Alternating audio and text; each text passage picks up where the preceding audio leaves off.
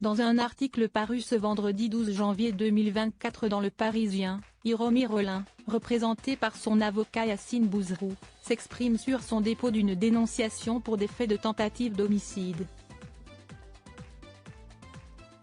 Celle qui se dit être la compagne de l'acteur estime que divulguer certains SMS échangés entre les enfants de Long dans la sphère privée aggrave l'état de santé du comédien.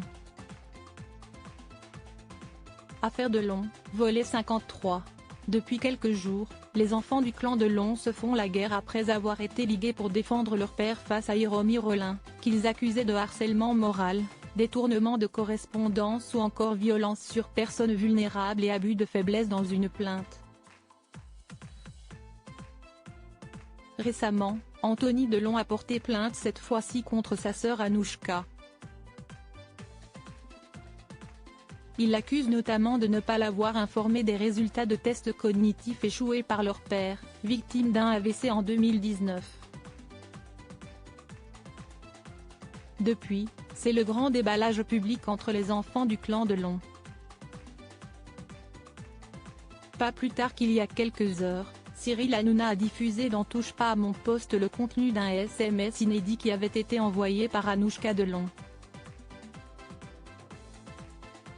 C'est Anthony qui aurait alors fait fuiter cet échange, très cordial, à l'époque. Alors arrêtez la chimio, qu'est-ce que vous voulez que je vous dise? Je vais rentrer avant et on voit le reste sur place, débute Anouchka dans cette conversation par SMS. Je suis partie depuis une semaine, je pars, il allait bien, et là je suis ici et à vous entendre c'est la merde donc je rentre, lâche-t-elle.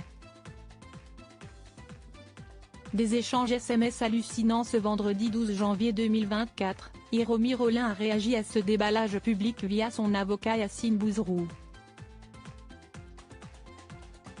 Celui qui a été mandaté par sa cliente pour déposer une dénonciation auprès du procureur de la République de Montargis pour des faits de tentative d'homicide volontaire sur Alain Delon a accordé une interview au Parisien dans laquelle il précise les intentions de Hiromi Rollin, qui estime être la compagne de l'acteur. Elle se dit choquée de voir que l'arrêt du traitement d'Alain Delon avait été envisagé.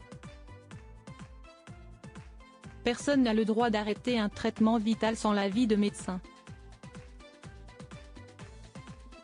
En agissant ainsi, il ne pouvait pas ignorer que cette décision était lourde de conséquences et pouvait gravement détériorer l'état de santé d'Alain Delon, voire entraîner sa mort, réagit l'avocat.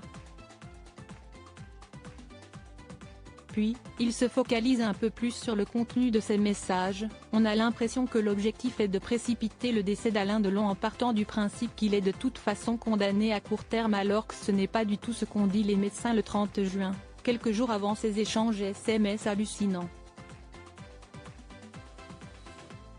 Une histoire familiale qui s'embourbe.